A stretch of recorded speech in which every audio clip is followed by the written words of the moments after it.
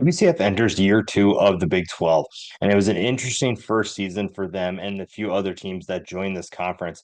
And year two has a lot of exciting potential. We are going to take a deep dive into the UCF Knights to see what we should expect from this team and Gus Malzahn. Before we do that, though, make sure to subscribe to the channel, like the video, share the video. It helps us grow this channel. We're on our way to 5,000 subscribers. It also helps this deep dive series continue to thrive. It's been a really fun series to do so far, but that's not possible without you. So make sure you subscribe and let's dive into the UCF Knights. Gus Malzahn, I think we all expected him to do some good things with UCF, and so far that has been the case. And it's been a kind of how we expected it to be. The run game has been obviously the focal point of the offense, and the defense at times has been really fun to watch. So you have plenty of opportunities to thrive at whatever level you're at, whether it was in the AAC or in the Big 12. And obviously, it was a transition year. You finish the year maybe not where you wanted to, but you definitely have potential heading into 2024. And that's really exciting because of the talent you have returning. You also have plenty of reasons to believe that this coaching staff has learned from a 6-7 season. And I think that you've upgraded certain pieces from the transfer portal at well. And that transfer portal, you look at what they were able to get from it. That's a lot of talent coming in, not so much going out, which is exactly what you want. You need to upgrade when you're playing in the Big 12 versus the AAC. And UCF definitely did that. You look at guys like Penny Boone and KJ Jefferson, Javarius Johnson, Ladarius Tennyson. You brought in a number of weapons for both your offense and your defense, and you didn't lose a ton of big time talent to the transfer portal. Now, obviously, you can't do much about guys going pro or running out of eligibility, but you can do what, especially in this era of the transfer portal, preventing guys from going into the portal and moving on to other schools. Losing guys like Nicky Martinez obviously will hurt, but you also didn't lose a ton of big time talent. I think Josh Seliskar was a not painful, but a loss for sure. Corey Thornton is gone. Jordan McDonald's gone. You lose some players that will definitely be missed. But again, this staff did a great job of bringing in talent that's going to compete right off the bat. And obviously, we'll dive into that because this is a team that expects to compete for a Big 12 championship. And you're not going to do that if you don't have the right guys in place. Everything with that starts with the offense. And this is an offense that will once again continue to run the football. And I'm excited to see what KJ Jefferson does in Gus Malzahn's system. This is a quarterback with great size. This will be a backfield with great size once again, and this will be one of the best rushing attacks in college football. KJ Jefferson is a good runner, an underrated athlete. If you looked at some of the runs that he made at Arkansas, you know that he has athleticism that's not expected. People don't anticipate him being someone who can break off a run or juke a guy where he's going to break ankles. He is someone that is going to be a physical runner, but also has that athleticism to break tackles without having to run people over. I'm curious to see what his pass game looks like because this is a an offense that with John Rice Plumlee you saw the limitations, but also you saw plenty of strengths. And with the wide receivers that you have coming back, you kind of expect KJ Jefferson to thrive in this offense. You kind of expect him to be a great player for what UCF needs because this is a team that a lot of people are picking to be a dark horse maybe to win the Big 12 because a lot of people have their sights on teams like Utah, teams like Kansas State. Those are teams they're going to have to get past, but this squad has good depth and it has a rushing attack that will be tough to stop. And it's not just because of KJ Jefferson. RJ Harvey is one of the best running backs in college football and still probably one of the running backs that weren't talking about enough. Over 1,400 yards and 16 touchdowns last year. Also had 238 yards receiving and another score. He is a really fun player to watch. And again, an underrated player. You saw him come back from an injury earlier in his career, and you saw him bounce back in a huge way last year. You saw him break through. and he's joined in the backfield by Penny Boone. Now, this was kind of surprising. Penny Boone had a big year at Toledo, 1,400 yards and 15 touchdowns. It's the transfer portal, goes to Louisville, and then ultimately decides to go back in the portal and ends up at UCF. Now, the Knights are thrilled that he is on their roster because you give this team depth, and it's a team that already kind of had some depth, but none that had that size. 6'1", 242 pounds.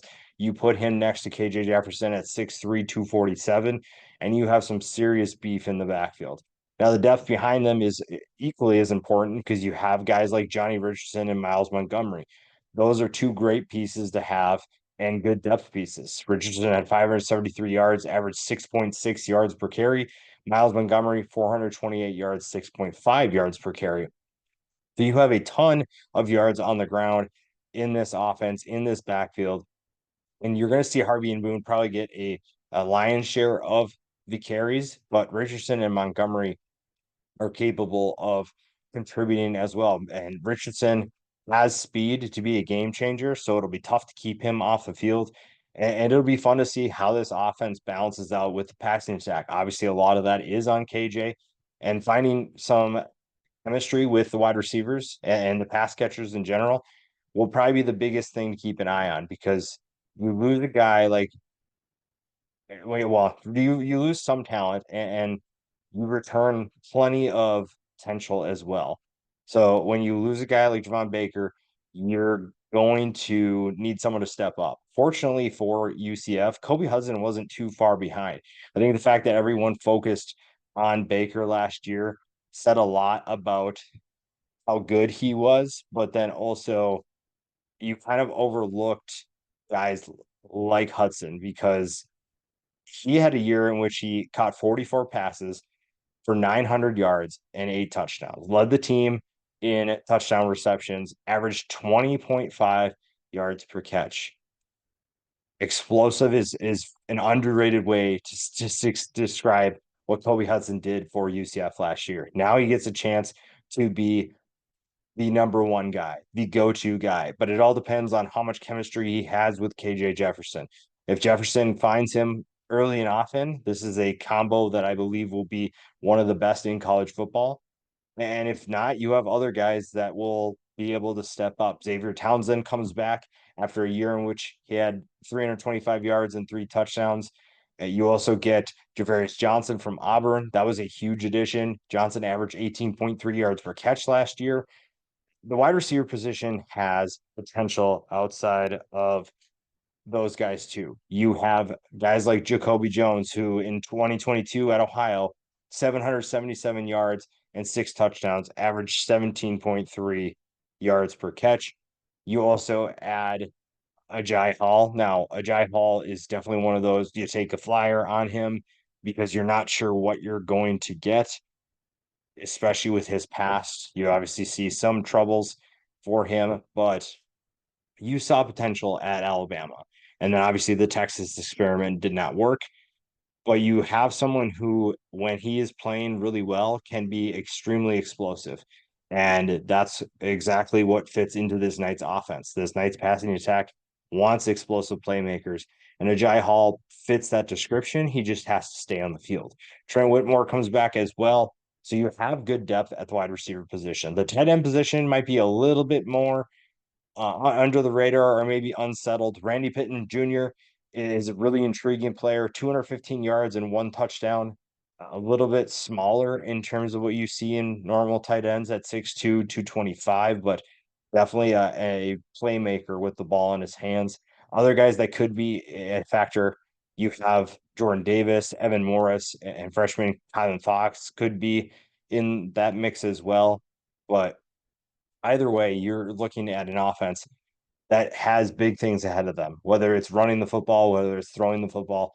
UCF is in really good hands because they are capable of moving the ball both on the ground and through the air. Obviously, they want to be a run first team that's going to move the ball on the ground, but you also have plenty of options downfield as well. And Jefferson gives you that good balance because he's capable of throwing the ball efficiently and throwing it deep, but also he's a good runner. So you have good balance there.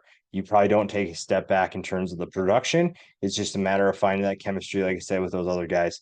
And obviously, everything up front on the offensive line will dictate a little bit of that as well. Skill positions appear to be set, and the offensive line could be right in that same category. You return a number of key players and add a couple more. That will be really fun to watch. The tackle position appears set. Amari Kite, the former Alabama transfer, and Marcellus Marshall appear to be set on the edge there.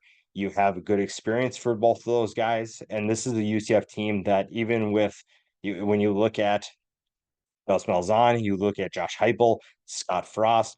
One common theme that they had was they had good offensive line play, and you obviously have certain positions that you have to replace and certain players that you need to move on from. The interior is where that's going to be key. And running the football, if you are not moving people up the middle, you're in for probably a rough afternoon, a rough night, a rough whatever, rough game. But I think you have good potential in guys like Adrian Medley. Caden Kittler is a name to keep an eye on, a new face to the offensive line. But I know that this staff really likes what he's capable of doing. Keegan Smith comes in from Central Michigan. So you get a MAC transfer there. We'll see how he pans out. And then behind them, you have a couple of transfers that are really interesting. Jabari Brooks comes in from Samford, a very experienced player at the center position. If Kittler can't get it done, you can get Jabari Brooks in there. You also have Cameron Kinney coming in from Georgia, Wes Dorsey from Western Kentucky, a freshman in Walclair Flynn.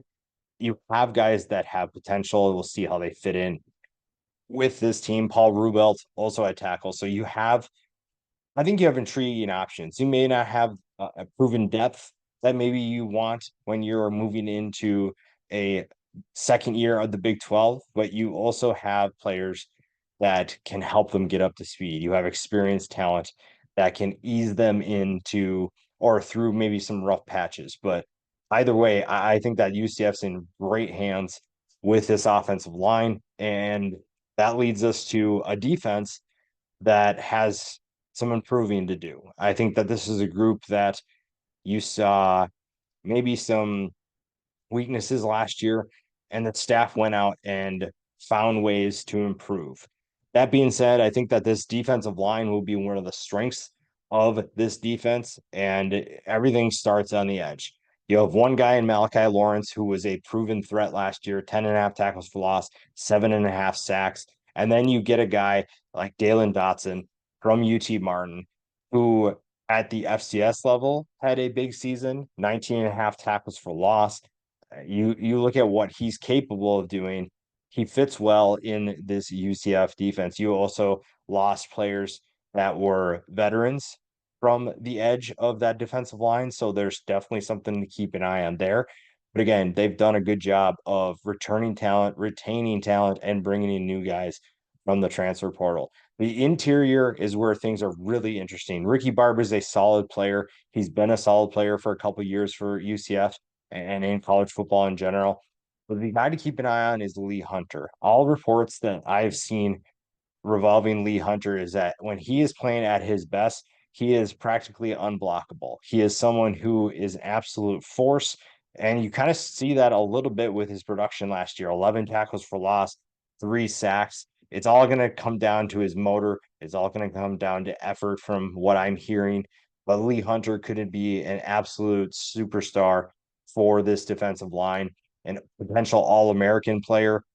6'4", 320 pounds. I think that it's just incredible to see someone like him do what he does. And if he is, like I said, able to put everything together, you're looking at a special season for him. You're looking at a special season for UCF. And then it just comes down to what's behind them because they're not going to be on the field every single play. They will need a burnt at some point. So getting a guy like Nigel Lee Kelly to come from Miami, though he doesn't have the greatest production, he has the talent to be a productive player on the edge. Jamal Johnson, kind of another guy that fits that description. The interior, though, is where I think you have more depth. John Walker is someone who figures to be in the rotation, whether he's going in with Hunter or Barber. or if he's coming in with Matthew Alexander. So you have, I think, really good depth if you're UCF. You have lots of potential on that defensive line. And if you find a way to be more disruptive, stopping the run for a group that finished 125th, that has to be a focal point for Ted Roof and this defense. If you're able to slow teams down because you're being disruptive, you're going to improve defensively because this is a group that was good against the pass, but at times was very poor against the run. A lot of that stems from the defensive line, but also the linebackers aren't exempt from that either. And you brought in a number of talented players, which could be good, but also could raise some concerns, I think, in a little bit. But at the same time, when you look at the three guys that will probably be starting as well as the depth, you feel pretty good about where UCF is at. One of the best additions, in my opinion, that UCF made was getting Deshaun Pace from Cincinnati. Cincinnati is a program that's not really going anywhere right now, and Deshaun Pace was just being wasted on a team like that. He comes to UCF and gets to play his more natural position at linebacker. Cincinnati was using him as a defensive back. Linebacker to me is where he's a little bit more comfortable and kind of in that linebacker defensive back hybrid role. So you'll see him at the star position for UCF. The linebackers that join him, you have Josiah Pierre coming in from Texas Tech, Ethan Barr coming from Vanderbilt, two guys that were productive in their previous stops. But you look at a guy like Barr to be able to do what he did on Vanderbilt, a team that is one of the worst teams, if not the worst, on a consistent basis in the SEC, says a lot about what he could do on a team that actually gives him some help and actually finds some success. Josiah Pierre is a really interesting one. Comes in from Texas Tech, a very productive season for the Red Raiders, and he joins a new Big 12 team in UCF. So keep an eye on him. Pushing him will be someone like Cam Moore, who's not as productive, but he's going to learn a lot from the guys in front of him. Zuri Alexander is another one coming in from Idaho, very productive player that will figure into that rotation.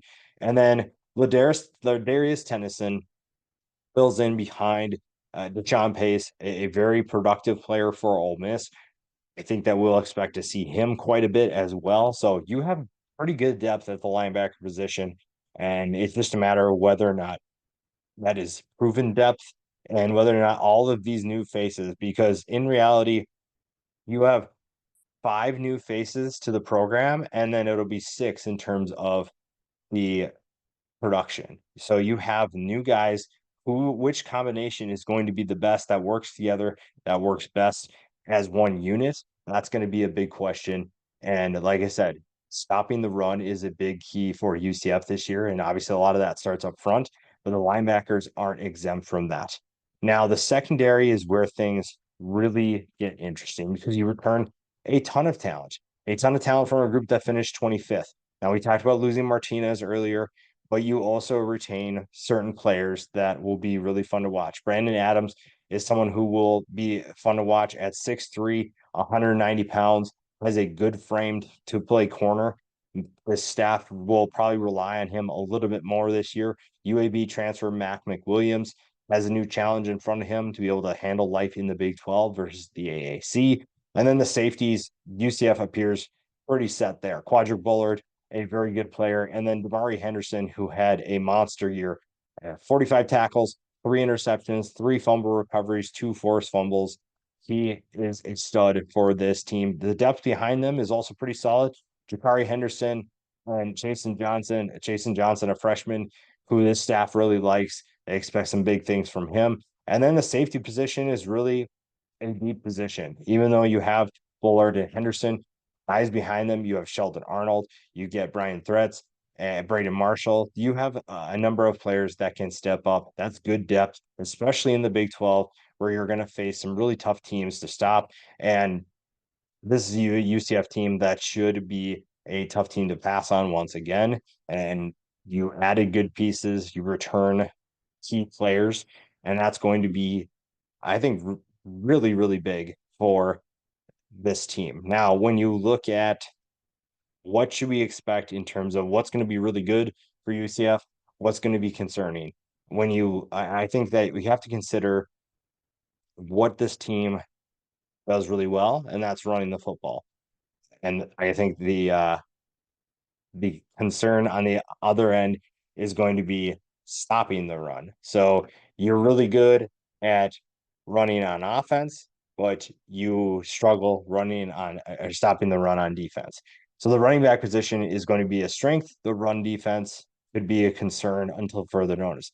That being said, defensive line is a strength, I think, of this team. When you look at what this talent will do for UCF, you're going to find a group that improves against the run because they're going to be more disruptive. Wide receiver to me is a strength. I think that this is a really good group. Even when you lose Javon Baker, you still have plenty of talent returning. And I think another thing, offensive line, more specifically, probably the interior until further notice. This is an offensive line that has a lot of pressure on them. And to be able to run the football requires the interior of that line to be ready to play. I think that when it's all said and done, I don't have too many concerns for what Gus Malzahn and that staff will do. I think that this will be an offensive line that turns out to be just fine.